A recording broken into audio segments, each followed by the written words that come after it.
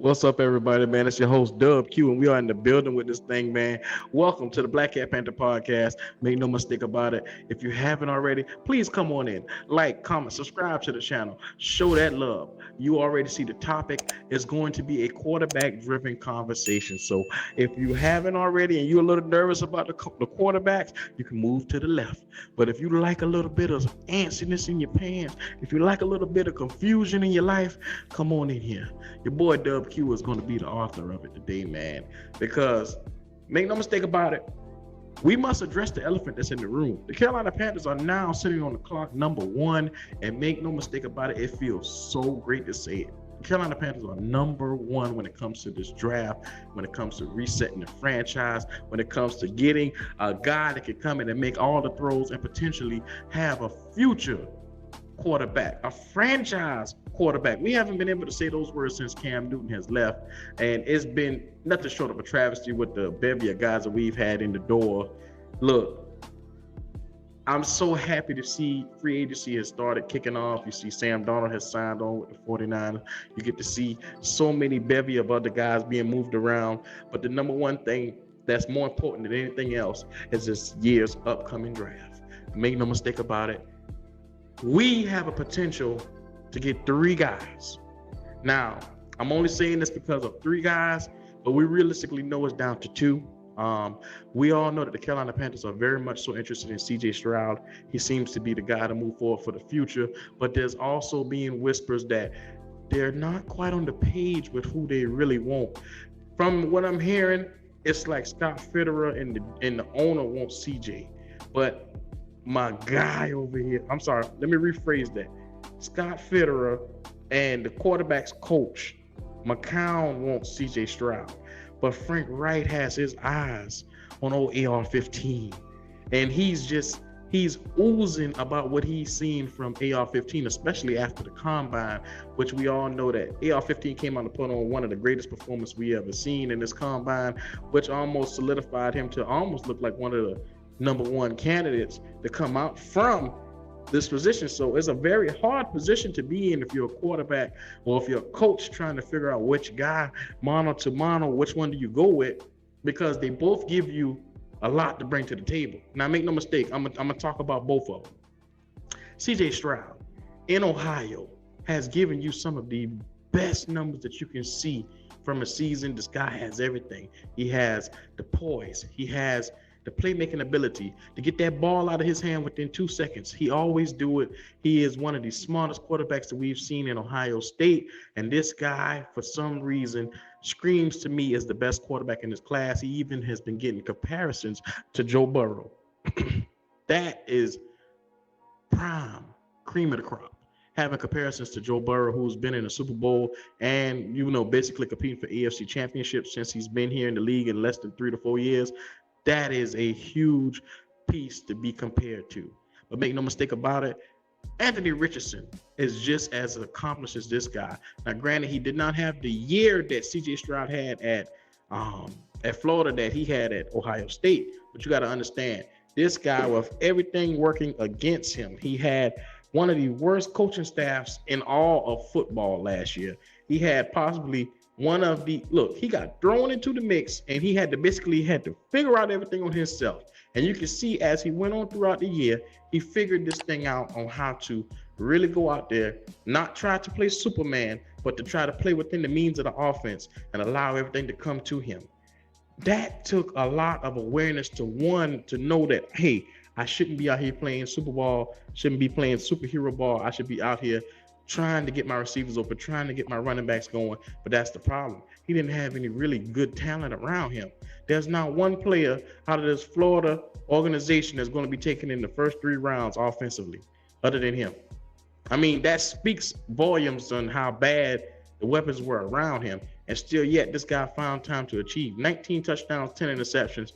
Like I said, it's nothing beautiful, but what you look at it is the ability to, be a freakish athlete, the ability to make all the throws that CJ Stroud can make. He can make every single throw that CJ Stroud can make.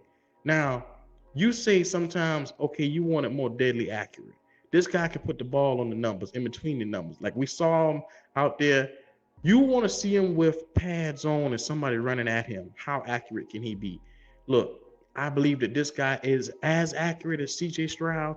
I believe they are mono to mono, 1A, 1B. Now, like I said, the problem is there's a lot of people judging him off of what they're seeing coming through with his time in Florida. Now I'm looking at him after his time in Florida, how much he's matured and grown in these last couple of months, and how well he is taking into studying and getting into the books, getting into learning and everything. Like, I watch his interviews. Anthony Richardson is a very smart guy. And just to sit there and listen to him, his maturity and his poise is just as well as on the same page as CJ Stroud's. That's why it's hard for a guy that is so polished, that is so freakishly talented, that's out there built like a modern day Superman. It's so hard to let him go. And I understand why Frank Wright has his eyes on him, because you have not seen a unicorn of this stature. Make no mistake about it. If Lamar Jackson and Jalen Hurts had a baby, it would be AR-15, because that's exactly what you get. You get a guy that's electrifying in the open field, but can also make the throws. And make no mistake about it, Lamar Jackson was an MVP. Jalen Hurts was just in the Super Bowl. So if you get somebody that could put the 2 and 2 together, you might have something here. And I know a lot of people are looking at me or listening to me and saying, Dub, you are crazy. But what I'm saying is this guy has a major upside, and his upside is way higher than CJ Stroud. At CJ Stroud's best level, you're going to get a competent quarterback play, and that's it. But at AR-15's highest level, you're going to get competent quarterback play, as well as a superstar that can win within the chains, within taking this franchise from a good franchise to an excellent one. I believe that this guy has a way higher upside. Like, remember when we had Cam, and Cam finally caught into it after his second or third year, and you realized you had a superstar, one that succeeded. He got so big, he got bigger than football. People wanted to be just like him. They were dabbing, they were busting out the S. This is what Anthony Richardson could be. And I'm telling you, it's because he has that magnetism. It's nothing personal. All I'm telling you guys is, looking at the two, I love CJ Stroud. CJ Stroud is my pick for the Golden Boy. But I'm also saying that it's just as much as I love CJ Stroud, I'm torn in between the middle, because Anthony Richardson is just that good. And I'm telling you, for anybody that thinks that this guy has to sit 2 years, I saw people putting comments saying that he got to sit 2 years. No, sir. Look, no, sir. The knock against Anthony Richardson right now is how fast can he develop on learning defensive playbooks. And if he can get that down, look, I'm telling you, this guy's a fast learner. If he can get that down within a handful of games, I'm saying you give this guy a training camp or off season, and you basically look at him and say, okay, if you can get this down in a handful of games, you're going out there, bro. You are going out there, because what better way than to get out there and learn is by putting them out there, trial by fire. And I think that this guy is made of the right stuff where it's not going to crumble him. Look, it didn't crumble Cam. And we all were worried about putting Cam out there because they say he struggled with defenses. He struggled with that. He only saw certain kind of offenses. You know, he was only catered and used to running certain kind of offenses at Auburn. And they said that he was one-dimensional. And look how that translated. Now, granted, he did win a national championship. That's two different levels. But what I'm saying is the same knacks that they had on Cam Newton, they got on Anthony Richardson. And look, the guy only came in the league and won an MVP and took us to a Super Bowl. So that's all I'm saying. You can't close your mind to him. I love CJ Stroud. I love everything about him. If we go out draft night and we pick CJ Stroud, I'm going to be happy, because at the end of the day, I know what he can be. But I'm also going to be happy for Anthony Richardson and whatever team gets in, whether that's Las Vegas and he gets to sit behind Jimmy Garoppolo. That is going to be exceptional, because I know that guy is going to be a superstar. One day when he stepped foot on that field, I'm going to say we had a chance to get him. And I'm going to be proud of him, because I had a chance to really study this guy and see what he could be. And it's going to be a proud moment for me. Even though he isn't on my team, it's still going to be a proud moment. So, you know, that's all this is about.